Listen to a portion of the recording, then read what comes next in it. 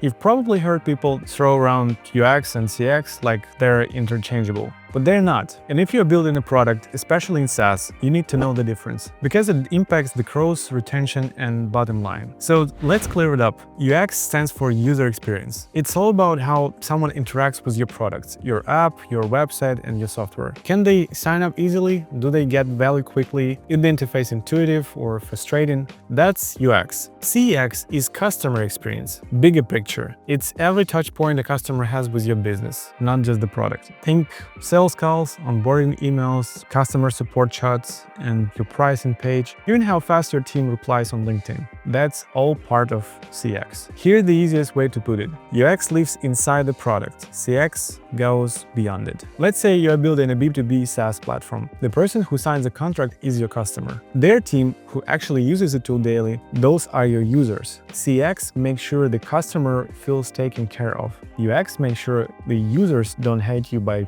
week or two. But they're connected. A terrible UX will ruin CX in 5 minutes flat. And a bad customer experience like sales rep who overpromises can set your product up to fail no matter how great the UX is. Now, if you're a founder or product manager, here's why this matters. UX is usually your product designer's job. CX is more of a marketing and operational thing. But to build a great product, those two teams need to talk constantly. You can design something users love if you don't understand what the customer expects. Let me give you an example from our work with Kipsi. They are a SaaS platform helping accounting and law firms streamline the R&D tax credit process. When they came to us, they had mockups and strong product vision, but no UX clarity and no in-house designer who can translate complexity into a usable experience. From the UX side, we focused on untangling their interface. Navigation was confusing, important sections were hard to access, and the app didn't guide users through the process well. We redesigned the dashboard, simplified the layout, made workflows intuitive, and added helpful details like breadcrumbs and request tracking to reduce friction and cognitive load. But there was also a CX layer. Their clients, accountants, and consultants needed to collaborate with their own clients inside the app. So we created 2 separate workspaces, one for firms and one for their clients. We add common threads, document uploads, and clear status tracking. That wasn't just good UX. It improved how Kipsi's customer worked with their customers, which is core CX. In the end, the app wasn't just easier to use. It actually helped firms run smoother processes and expand their services. That's what happens when UX and CX work together. So what does it mean for your team?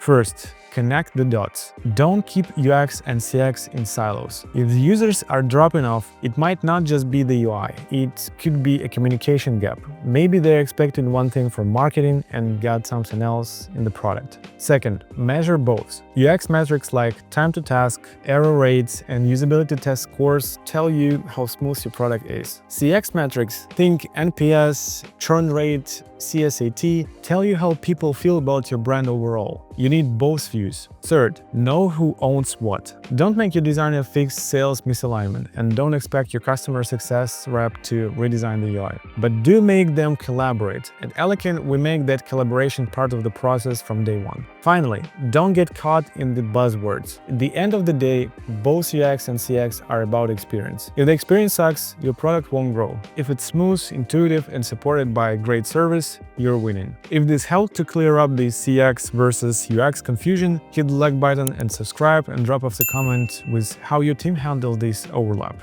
Let's build better experiences inside out.